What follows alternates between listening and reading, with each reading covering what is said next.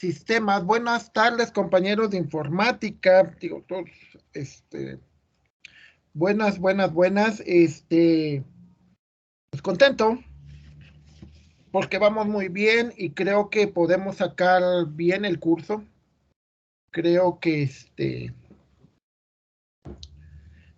bueno, en base a la experiencia y otras cosas, va a salir bien esto. Espero que sí. Y también espero realmente que,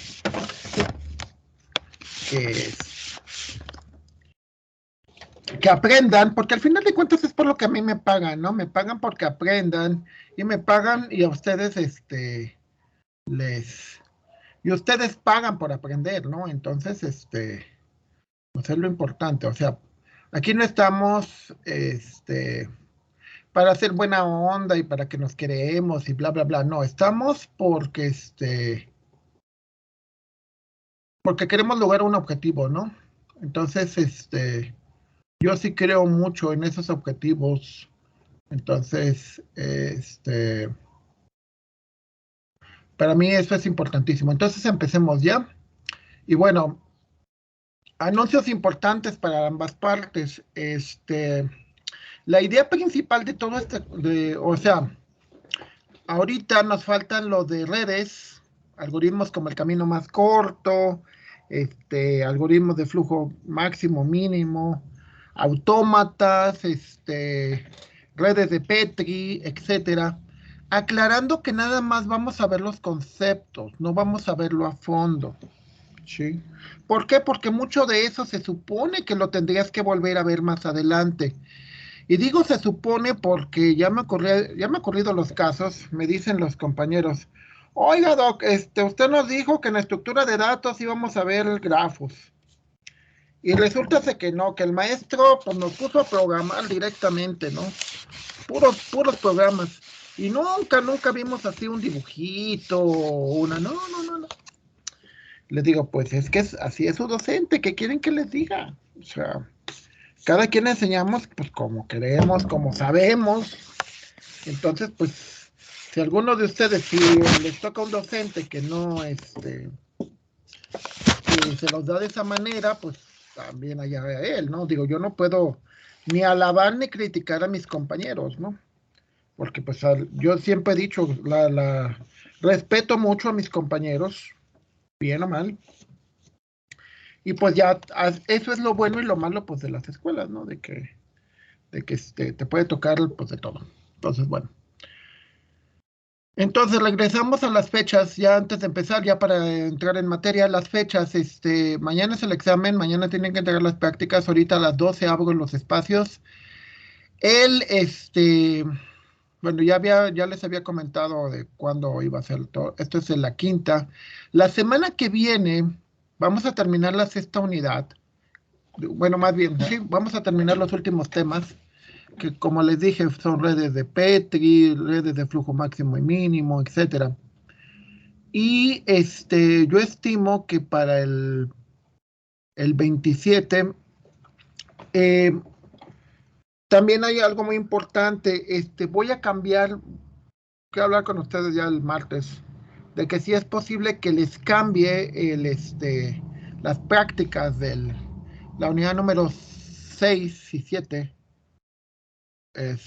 por, ¿cómo se llama?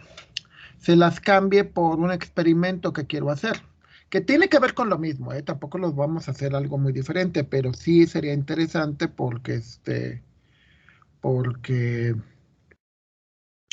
bueno, es un experimento que si sale bien, me gustaría publicarlo. Obviamente en los agradecimientos les pondría a mis alumnos de discretas, me hicieron el favor de, pero bueno, es un experimento y bueno, ya se los platicaré. Si es que me hacen el favor y me ayudaría muchísimo. Entonces, de nuevo, terminamos las clases la semana que viene, terminamos el 27, terminamos las clases.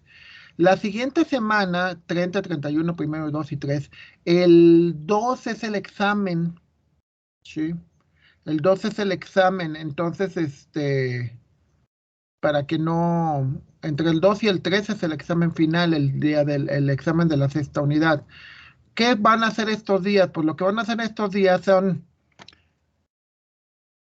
eh, tengo la idea de darles una plática. Hay una plática que quiero darles de lo que es el ingeniero a nivel internacional, o sea, de la experiencia que tengo yo como evaluador y que tengan una idea de cómo es el ingeniero que esperan en general, o sea, no el ingeniero en San Luis Potosí o el ingeniero en Cupco, sino el ingeniero en todo el mundo, o sea, qué están esperando de ustedes y que muchas de esas cosas la escuela posiblemente no se las va a dar.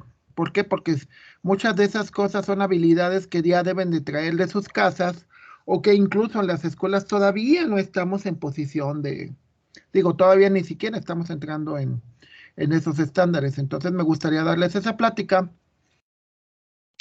Si tienen dudas, para eso quiero estos días y también, pero eso ya sería cuestión de que me lo comenten, me lo comentan la próxima semana, el 24, de que si les interesaría también que les diera una plática acerca de los posgrados. O sea, dices, no, pues yo voy a acabar la carrera y qué padre, pero le quiero seguir. O sea, quiero tener una maestría. Y pues hay varios tipos de maestría y hay varias cosas que hay que saber de eso. Y y pues les puedo dar esa plática. Digamos que tengo 10 años de experiencia, que estuve en un centro de investigación. Entonces, pues tengo experiencia en muchas cosas. Entonces, les puedo platicar de mis experiencias y pues ya depende de ustedes, ojalá les sirva.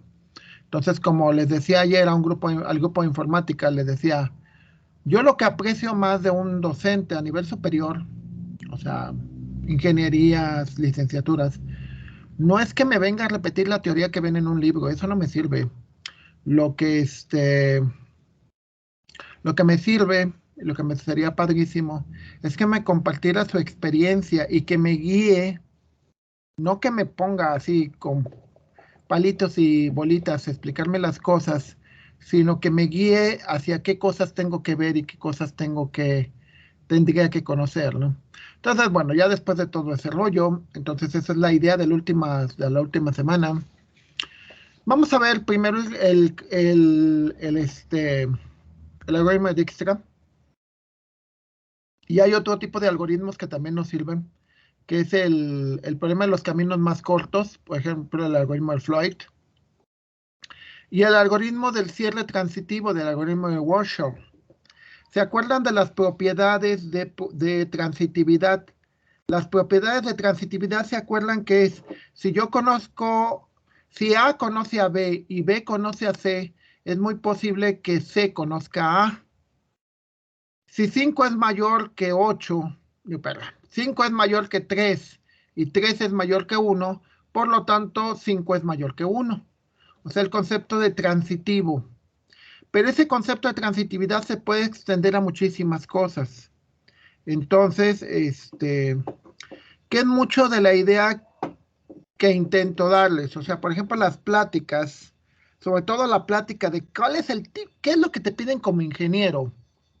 Es importante porque es lo que nos enseñan a nosotros y de hecho es lo que yo le voy a enseñar a sus maestros ahorita bueno, yo ya me tocó darle el curso, fue un curso completo que le di a los maestros de básicas. Y ahorita en junio, terminando con ustedes, les voy a dar a los maestros de socio, a los maestros que les dan contabilidad, ética y metodología de la investigación. Entonces, vamos, es algo que apenas los maestros también están recibiendo. Entonces, es importante. ¿Por qué? Porque es muy posible que a ustedes ya no les toque recibir eso porque apenas lo estamos implementando. O sea, vamos un poquito retrasados, 4 años. Entonces, pues hay que estar conscientes de eso. Entonces, las pláticas pues van muy enfocadas a ese tipo de cosas, ¿no? De que les damos los conceptos generales y a partir de eso le sigues tú. Y a partir de eso te damos las bases y lo demás ya es las habilidades que hayas desarrollado. Entonces, bueno, decíamos que estos algoritmos se basan en lo que veíamos ayer en el concepto de pesos o de ponderaciones, y ya lo veíamos ayer. Y es muy curioso porque en los dos grupos veíamos que la ponderación fuerte es el dinero a la hora de tu empleo, lo cual no es malo, obvio que no es malo. Lo único que sí tiene que quedarte claro, y eso sí tiene que quedarte muy claro, es de que lo que veíamos, eso no lo ven ustedes en esta materia, lo vemos en métodos numéricos, pero es el concepto de equilibrio, ¿no? Porque igual ganas muy bien, pero estás enfermo o estás súper estresado y al final te va a salir más caro en médicos y en pastillas, ¿no? Pero bueno, ¿qué es lo que vemos? Es un grafo, esta es una red, donde vas a determinar dónde inicias y dónde terminas, pero en cada uno de las aristas de la red tiene un peso, ¿sí? Como les decía, puede ser distancia, tiempo. Sí, por ejemplo, ayer varios de los alumnos decían, pues es que aparte de lo que voy a ganar, o sea, el dinero que me paguen es también qué voy a hacer, ¿no? Porque hay cosas que son padrísimas, por ejemplo, trabajar imagínense, para programar videojuegos, o que voy a trabajar para ciencia de los datos y vamos a hacer pronósticos y así como que, o vamos a seguridad informática y voy a hackear y ok, depende. Entonces, eso es una ponderación. El costo de un camino es la suma de los costos de las aristas del camino. Por ejemplo, si yo voy desde Córdoba hasta Barcelona, sería 2 más 1. O sea, es la suma imaginemos, yo quiero ir a Villahermosa.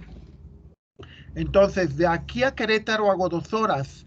De Querétaro a Puebla son 3 horas. De Puebla a Cosamaloapan, creo que son otras 4 horas y así. O sea, y si quiero llegar hasta Villahermosa, el total son alrededor de 13 horas. Digo, ya lo hicimos alguna vez, entonces por eso lo conozco. Entonces, el peso de las aristas aquí en este caso es el tiempo de vuelo. ¿Sale? Entonces el tiempo de vuelo es importante porque porque te va a decir cuánto a cuánto haces. Puede ser muchas cosas, ¿no?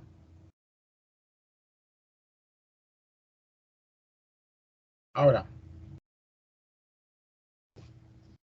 el recorrido del BPA, el BPA que será el grafo, el recorrido a lo largo, espérame un tantito.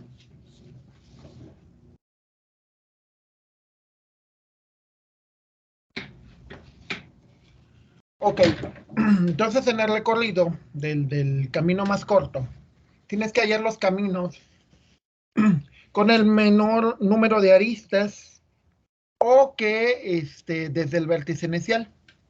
Entonces el algoritmo de Dijkstra conoce los caminos más cortos, asumiendo que las aristas muchas veces tienen el mismo peso. Aclarando, hay un detalle también en esto que es importante. Por ejemplo, tú aquí vas a hacer el algoritmo, pero tú asumes que en cada nodo, por ejemplo, en Córdoba, en Madrid, en Valencia, en Barcelona, tú no asumes que dentro de cada nodo pueda tener un costo extra. ¿A qué me refiero? Por ejemplo, los que conocemos, o que hemos viajado un poco, sabemos que los aeropuertos no son iguales. El aeropuerto de Ciudad de México es más grande y es más complicado de moverse. El aeropuerto, por ejemplo, de San Luis Potosí, no, el aeropuerto de San Luis es muy sencillo. O el aeropuerto de Hermosillo, el aeropuerto de Mérida, son aeropuertos muy simples. Entonces, muchas veces te va a tocar de que vas a hacer el cálculo, pero dices, pero llegas a un nodo donde el nodo se vuelve complicado y te tardas más. Entonces, habría que tomar costos, esos costos en el algoritmo no los incluye. Entonces, es a lo que se refiere esto, de que asume que las aristas tienen el mismo peso. Por ejemplo, pasa en el metro de la Ciudad de México. En el metro de la Ciudad de México hay estaciones de metro que son más chiquitas y que te pueden mover más fácil. Y hay estaciones de metro que son muy grandes, pero grandísimas. Entonces, por ejemplo, hay estaciones de metro como Allende, que es muy simple, o como pues la mayoría, ¿no? Ermita, Viaducto. Y hay otras que la verdad es wow, hasta yo me pierdo, ¿no? Bantitlán, observatorio, ¿no? No es observatorio, es Tacubaya. Entonces, de nuevo, el algoritmo solamente toma en cuenta los valores de las aristas, no toma en cuenta, perdón, no, los vértices, o sea, toma en cuenta estos valores. No toma en cuenta que dentro de estos nodos puedan tener un peso, ¿sí? Porque les digo, puede suceder. Y por ponerles un ejemplo, lo cual yo creo que es una buena manera. Si yo tomo el camino para ir al centro, pues yo las calles son el... Pero por ejemplo, podría suceder que que no es lo mismo venir del centro para la Roverde si pasas por debajo del distribuidor, así tomas los puentes del distribuidor. Es decir, si vienes por la universidad y vas para la carretera a México, obviamente es mucho más rápido a que si vienes por la universidad y vas para la carretera a Río Verde. O sea, dentro del nodo, pues no es lo mismo que vas por puentes hacia arriba, que son directos, a que si vas por abajo y que te tienes que pelear con el tráfico de abajo. Entonces, ¿qué es lo que intentas hacer? El problema, hallar los caminos de peso total mínimo desde una fuente hacia todos los demás. ¿Sí? En el algoritmo de Dijkstra, la idea principal es una búsqueda a lo ancho. ¿Sí? Lo que veíamos, llaman los algoritmos de búsqueda a lo profundo y búsqueda a lo ancho. Entonces empezamos en un nodo inicial F. De manera iterativa, es decir, se va repitiendo. Se va construyendo un conjunto de vértices seleccionados que se toman del conjunto de vértices candidatos. Es decir, yo tengo varias opciones. Entonces veo el conjunto de esas opciones y a partir de eso trato de escoger el que tenga el menor peso. ¿Sí? O sea, se me hacía una analogía, pero está cruel y es cierto. Imaginemos que tú cuando compras, porque nosotros hacemos eso, cuando tú compras el mandado para ti, y si tienes el dinero, pues te compras cosas buenas, ¿no? O sea, buena marca, buen sabor, etcétera. Pero si tú vas a hacer, imagínate, vas a hacer unos frijoles charlos, pero no los vas a hacer para ti, sino te vas a ir a la fiesta de no sé qué y te obligaron a llevar la, la cazuelota de frijoles charlos. Entonces, obviamente dices, pues no voy a hacer los mismos ingredientes, porque no es para mí, es para una fiesta. Entonces, lo que haces es, pues empiezas a tomar, dices, a ver, voy a comprar el jamón. A ver, ¿de qué jamones hay? Pues hay jamón de esto y jamón de esto. ¿Cuál escojo? El más barato. Y voy a ponerle tocino. ¿Cuál agarro? Pues el más barato. Y así, esa es la idea. El algoritmo termina cuando ya no hay más vértices. No sé si recuerdan que cuando usábamos en el camino más ancho, lo que vas utilizando creo que es una lista, aunque hay varias maneras. Entonces, lo que intentas es, vas usando la lista para controlar. Cuando esa lista está vacía, significa que ya revisaste todo. Entonces, lo que vas a obtener es precisamente el resultado de ese análisis, o sea, ya revisaste todo. Se le llama que este tipo de algoritmos se conocen como algoritmos voraces, ¿sí? ¿Y por qué se les llama voraces? Sí, suena raro, ¿no? Porque hay otro tipo de algoritmos que se le llaman tacaños o algoritmos ahorrativos, en el algoritmo voraz, en computación ustedes van a encontrar muchísimas palabras de este tipo. O sea, de hecho hay materias como base de datos, como sistemas operativos, en donde la explicación de un fenómeno se te da por medio de ¿cómo se llama? Se te da por medio de una metáfora. Entonces, bueno, en los algoritmos voraces, lo que tratas de hacer es una optimización sobre una colección de objetos, es decir, el menor peso. ¿A qué se refiere? Pues se refiere a que o sea, imagínate que tiendes a hacer, dices, quieres que te salga lo más barato posible tu mandado. Entonces empiezas a comparar, por ejemplo, comparas HB, comparas Soriana, comparas Bodega Aurrerá, comparas todos, por eso se le llama voraz, porque cada vez busca más, más, más, más. Y a partir de eso dices, a ver, pues tales cosas las compro en Soriana, tales cosas las compro y así, porque es lo que te sale más barato. Pero el detalle obviamente es que tienes que buscar más. De hecho es importante porque muchas veces, y se los digo porque yo hago los algoritmos también para mí. Por ejemplo, yo cargo gasolina en Costco porque sale más barata para mí y es una buena gasolina.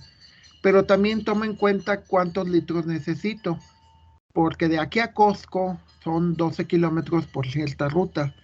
Entonces digo, a ver, el ir a cargar gasolina me sale en 12 kilómetros y lo que da mi gasolina, mi carro es como 10, 12 kilómetros por litro. Aparte, no son ida y vuelta, entonces son 2 litros más o menos, 2,5 litros lo que se gasta.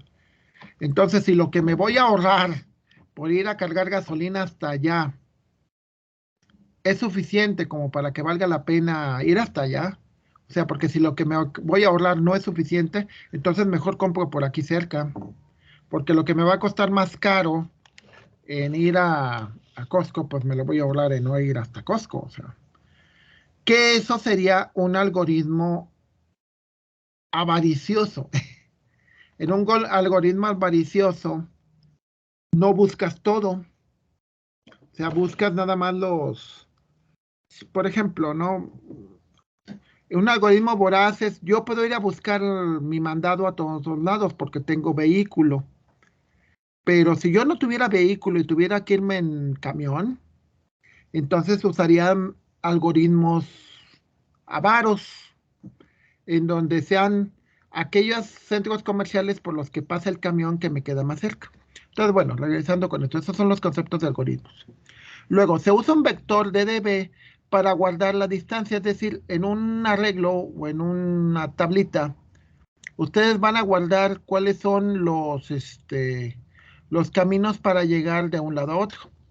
Entonces, dice, cuando se añade un vértice al conjunto S, el valor del camino contiene la distancia de F a B, donde, o sea, por dices, de F hasta, bueno, no es F, es F a U. Lo que vas a guardar en el camino es el 30, ¿sí? Entonces, por ejemplo, ¿no? Aquí en este caso, de acá para acá la distancia es 30 y de acá para acá la distancia es 60. Entonces, en el algoritmo de Dijkstra, cuando ve este camino te dice por acá hace 60. Si te vas todo derecho, vas a hacer 100. Entonces, hay una función que establece un mínimo en que te dice el valor de este es tanto, el valor de este es tanto. El valor que vas a guardar aquí es el menor de los dos. Entonces, en este caso, por ejemplo, se guarda el 90, no el 100, porque el 90 es menor que el 100. ¿Qué es cómo funciona Google Maps? Google Maps establece varios caminos y te dice, el más pequeño es este. Claro, como les comentaba ayer, muchas veces si la diferencia es mínima, o sea, en uno es 90 y en otro es 91, y uno es derecho y el otro es pasar por 20,000 vueltas, pues mejor vete derecho, por un minuto no vale la pena. Claro que eso ya son ajustes del algoritmo, ¿no? O sea, les digo, como chofer, pues no sé si pensaron en ese tipo de cosas, ¿no? Pero bueno. Cuando se añade un nuevo vértice, es necesario comprobar si U es una mejor ruta para sus vértices adyacentes. Para ello se actualiza con una relajación de la arista, que eso es lo que se conoce como esto, una relajación. La relajación no es otra cosa más que comparar cuál de los dos es mejor. ¿Sí? Hay algoritmos más complejos en donde el concepto de mejor es más complicado. ¿Sí? Y se los voy a poner en un término muy simple. Sus empleos. Cuando tú te vas a conseguir un nuevo empleo y dices, me voy a Monterrey, ok. tendrías que evaluar si el sueldo es la única parte que es importante, o la única parte, porque dices, voy a ganar 1,000 pesos más. Uy, pero la renta te va a salir, uff, esto te va a salir, wow. Aunque claro, también lo podrías ver a largo plazo, que es el concepto del camino. El concepto del camino en el largo plazo es, ok, en realidad voy a ganar 1,000 pesos más, pero mi ganancia no van a ser 1,000 pesos, van a ser como 100 pesos o algo por el estilo, ¿no? Pero a futuro, el camino que me lleve de vivir de un lado a otro me va a hacer que gane 2 o 3 veces más a que se me hubiera quedado en San Luis, ¿sí? Entonces, de nuevo, esa parte es importante porque, pues es lo mismo que hacemos aquí. En el algoritmo de Dijkstra tienes dos elementos que es G, que es el grafo completo, y es F, que es donde empezamos. Entonces aquí te dice que C son todos los vértices del conjunto. Al principio el camino es cero, porque es el principio, no sabes dónde, o sea, no has recorrido nada. Y los valores de el siguiente elemento es infinito, es decir, es muy alto. Y aquí lo que intenta hacer es que cuando llegue el siguiente, pues va a ser menor que este y lo va a sustituir. O sea, aquí el que dice infinito realmente no es infinito. En todos los lenguajes de programación normalmente hay una constante que te dice cuál es el valor más grande. Por ejemplo, casi todas utilizan, si son enteros, el valor más grande. El valor más grande en enteros casi siempre es 32,767, algo así. Que es 2 a la, creo que es 2 a la 14, algo así. Recuerden el binario, ¿no? O sea, todo es en binario y los números se expresan todo en binario.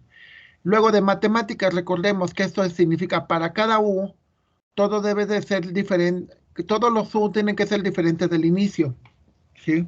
O sea, se asume que en este algoritmo no se vale de que tengas un camino de la fuente, o sea, del origen a la misma origen. O sea, que yo diga, ¿cuánto me tardo de llegar de San Luis Potosí a San Luis Potosí? ¿O cuánto me tardo de llegar a la Santa Mónica a la Santa Mónica, que es donde yo vivo? ¿O cuánto me tardo de llegar a la Alameda, a la Alameda? Pues, o sea, no, eso el algoritmo asume que eso no existe. Para todo U tiene que ser diferente. Todos los U van a ser el resto de los nodos en el grafo. Entonces, lo que te dice, mientras, que es una condición de repetición, mientras el conjunto C, que es todos los vértices, sea diferente del vacío, es decir, cuando tenga elementos en el conjunto C, vas a seleccionar un vecino, un vértice W que pertenece a los vértices y en donde D de W es mínimo, ¿sí? ¿Cómo sabemos que es mínimo? Lo que les decía, tienes un camino por un lado, tienes un camino por el otro, ¿y cuál de los dos es menor? Si encontraste el valor mínimo, entonces haces la unión del elemento que encontraste con el conjunto S. El conjunto S va a ser el camino, ¿sí? Si nos fijamos al principio, el camino solamente tiene un solo nodo, que es el origen. Es decir, si yo voy de viaje, mi primer nodo es San Luis Potosí. ¿Por qué? Porque mi camino siempre va a ser así. O sea, por ejemplo, mi camino es San Luis Potosí, Zacatecas, Fresnillo, Durango y Mazatlán. Ese es un camino. Otro camino es San Luis Potosí, Querétaro, San Juan del Río, Ciudad de México, Cuernavaca. Ese es otro camino. Pero en todos ellos siempre va a existir como primer elemento F, el origen.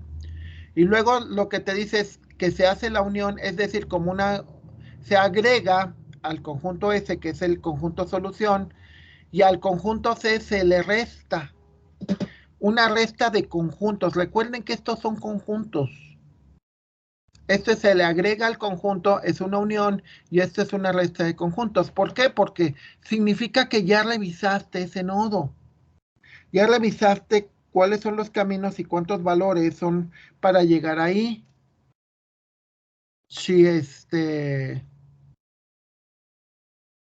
Si ya revisaste esto, significa que tienes que eliminarlo. Ahora lo que te dice es que para cada vértice de donde B pertenece a todos los adyacentes, es decir, todos los vecinos del nodo, entonces, si el valor de S es mayor que el valor de este más el valor sumado, entonces el valor actual va a ser igual a eso. Si este es mayor, si no es mayor, entonces se deja como estaba. Sí. Esto es sobre todo para la idea de ir actualizando los valores, de ir actualizando. Lo que pasa es que cuando vas recorriendo un camino, vas contando cuánto vale. Acá arriba es donde evalúas si el nuevo camino que encontraste es menor que el valor que tenías anteriormente. Si es menor, entonces lo cambias. Si no es menor, entonces no.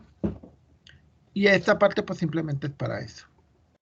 Entonces, bueno, vamos a verlo en el algoritmo de Dijkstra. En el algoritmo de Dijkstra, el algoritmo empieza así. 0 y todos los valores se conectan en el infinito. ¿Por qué se conectan en el infinito? Porque significa que son valores muy grandes que cuando empieces a correr el algoritmo, este valor va a ser sustituido por el nuevo camino. Si, por ejemplo, en lugar de eso le asignara 0, imaginemos que en lugar de infinito o en lugar de un número muy grande fuera 0, entonces le dirías que la distancia de aquí a acá es 0, lo cual no es cierto, porque la distancia de aquí a aquí por este camino es 10. Entonces, por eso se asigna un valor más alto.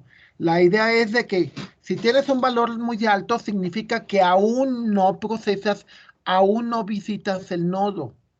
También es como una marca para saber qué nodos ya visitaste y cuáles nodos no. Eso es interesante porque también les va a servir mucho en sus algoritmos. Hay muchas cosas que nosotros le llamamos banderas o códigos, donde eso te va a indicar la situación. O sea, te va a decir, por ejemplo, Eh, si tienes tal marca, significa que todavía no. Por ejemplo, si no tienes el título, pues significa que todavía no terminas de estudiar. Entonces, bueno, esa es la primera parte. En la primera parte del algoritmo, el origen visita a sus vecinos, perdón. Visita a los vecinos y te dice, para acá son 10 y para acá son 105, lo cual es válido, ¿no? Dice, ¿y hay algo menor? Pues no. Menor que el 10, no. Menor que el 5, no. Porque obviamente el 10 es menor que infinito y el 5 es menor que infinito. Entonces, dice, como son menores, entonces los sustituyo.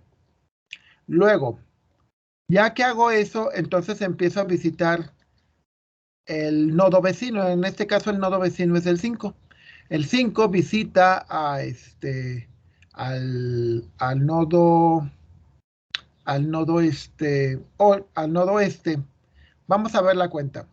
Visita este vale un 5. Cuando hace la segunda parte del camino son 5 más 3 son 8. Lo compara contra el valor que tiene anteriormente. Tiene un 10 y si te vas por este lado en lugar de 10 vas a hacer 8. Entonces, sustituye este valor de 10 por 8 porque es un valor más pequeño. Luego, este 5 que ya tiene aquí, le agrega este 9 que es el valor de la, este, de la arista, y te dice 5 más 9 son 14. Originalmente tenía un infinito, el 14 es menor que el infinito, sí, entonces lo sustituye. Luego visita el siguiente, que es este de acá. 5 más 2 son 7. 7 es menor que infinito, sí. Entonces, por lo tanto, ya recorrimos los vecinos del primero, ya recorrimos los vecinos de este. Luego recorrimos los vecinos bueno, ya que recorrimos esto, entonces recorre el 8. Si recorremos los vecinos del 8, recorres el 1, que es el de este lado. Entonces te dice, a ver, de este lado para acá, tendría que haber sido, a ver, este vale 8, con este para acá, este tendría que haber cambiado a 9, pero no lo hace. Bueno, lo hace en la siguiente etapa. ¿Por qué? Porque dices, a ver, el camino de aquí para acá originalmente era 10, porque es el camino directo. Pero si haces esto por este lado, son 5 más 3 son 8. 8 es menor que 10. Ahora, de este lado hiciste las cuentas y te llegó que 5 más 9 son 14. Pero ahora que recorres el camino por acá son 5 más 3 son 8 y uno de aquí son 13. 13 es menor de 14, por eso cambia. Por eso cambia este valor, porque este es menor. Entonces, ahora en lugar de, bueno, no, es que depende por dónde se fue. 5 más 2 son 6 y 6 son 12. A ver, 5 más 9 son 14, que es el que te da por acá. Pero cuando acá llegas por dónde, aquí es lo interesante. 5 más 2 son 7. Si llegas el camino por este lado, recordemos que todavía estamos aquí. Si llegas el camino por acá es 5 más 2 son 7, más 6 son 13. Ese es el camino que andas recorriendo por acá. Los caminos que salen del 5. Vuelves a llegar a este y te dice 13 es menor que 14, por lo tanto lo sustituyes. Ahora, en lugar de hacer eso, entonces ahora recorres por este otro lado. Y al recorrer por este lado te das cuenta que el camino son 5 más 3 son 8, más 1 de este lado es 9. Sí. Entonces, si te fijas, este nodo de aquí cambió 3 veces de valor. De esto pasó a este, y de este pasó a este, y de este pasó a este. Es decir, cuando va encontrando, en el análisis a lo ancho, va encontrando un nuevo camino, pues va cambiando de valores. Entonces, ya que dices, a ver, ya recorrí estos dos, ya recorrí todos estos, ya recorrí todos estos y con su continuación, hasta acá. Ya recorrí todos estos y con su continuación, ya recorrí todas las aristas. Entonces, cuando vuelvo a revisar y ya recorrí todo, es decir, ya recorrí todos los caminos, entonces este valor que tienes aquí es el camino más corto desde aquí hasta cada uno de ellos. El camino más corto de aquí hasta este nodo es 7. El camino más corto de aquí hasta acá es 9. El camino más corto de aquí hasta aquí es 5. El camino más corto de aquí a acá no es directo, te vas por acá y te vas por acá y es un 8. Lo interesante en esto es que si nos fijamos lo que destaca en verde, o sea, estas líneas en verde, estas flechitas en verde, lo que te va indicando es que cada vez que va cambiando el valor, por ejemplo, este es el primero, pero cuando cambias la observación y la cambias para acá, o sea, sigues en el siguiente, el nodo 5, te das cuenta que esta es una mejor ruta, esto de aquí lo quitas, porque dices, esto no es una mejor ruta.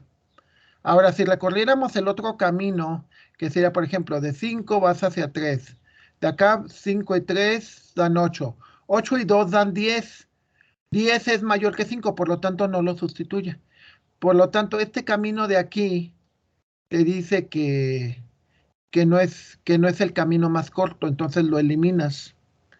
Entonces, de aquí a acá también hay otro camino, por ejemplo, el 5 más 2 es 7, y 7 más 7 es 14, pero el camino de sí, de lo que les decía, que no puede ser el principio y el final el mismo nodo. Entonces, por lo tanto, ese camino de ese 7 también lo eliminas. Si vemos los otros caminos, por ejemplo, 5 más 9 son 14, más 4 son 18, pues obviamente 18 es más grande de eso, por eso lo ignoras. Entonces, estas líneas que quedan en blanco son aquellos caminos que te causan, que son más altos, más, o sea, que no te sirven para crear caminos más cortos. Y muchas veces lo que hace el algoritmo es estas líneas blancas, no las verdes, sino las blancas las quita. Va quitando todas esas. Es lo que se le llama podar, optimizar. Entonces, al final, no, la red te queda así. Este va para acá, luego este va para acá, luego va para acá. Nada más conserva las líneas en verde. ¿Dónde hay una aplicación de esto? En las carreteras. La Secretaría de Comunicaciones y Transportes, se lo digo porque yo conocí a un cuate que trabajaba ahí y que era investigador de ingeniería industrial. Esto lo usan para saber cuáles carreteras le vas a poner más atención, es decir, les vas a pavimentar, las vas a cuidar más, y cuáles carreteras en un momento dado no las vas a atender o no les vas a hacer caso. ¿Sí? Suele suceder y pasa mucho, ¿eh? En muchísimos de esos casos, las líneas blancas las abandonan. O sea, dicen, ay, es que por ese camino nadie se va o muy poca gente se va. Entonces, es que depende de la situación, ¿eh? Porque, por ejemplo, todo esto está medido en base a la AF, que es la fuente. Muchas veces en nuestro país, y eso llega a suceder, por ejemplo, las ciudades más grandes, Monterrey, Guadalajara, Ciudad de México, Puebla, todo está diseñado en base a que el origen es esa ciudad.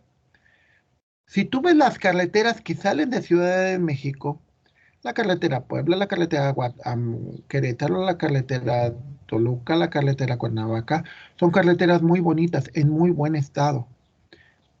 ¿Por qué? Porque se basan en las carreteras que salen de la fuente, Ciudad de México.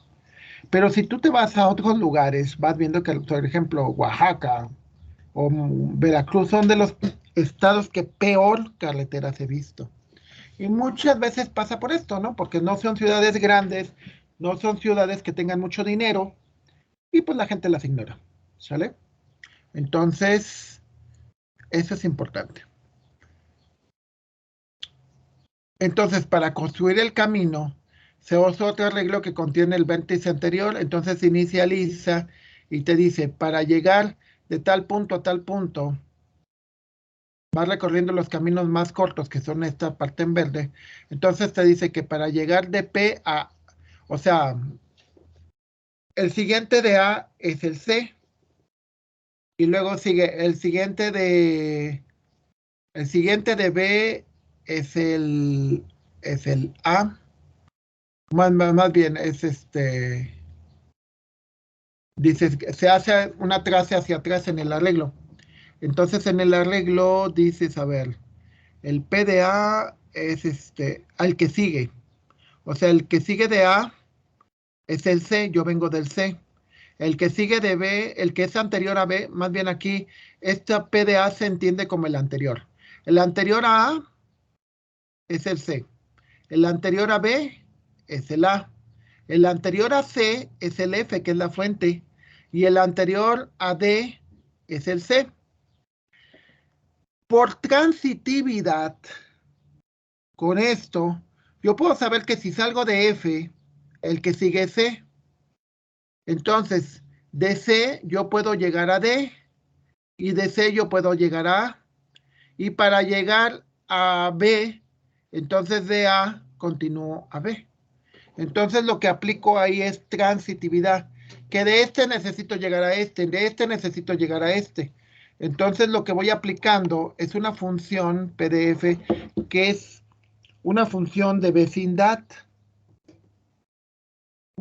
inversa, se puede decir, es decir, de dónde vengo.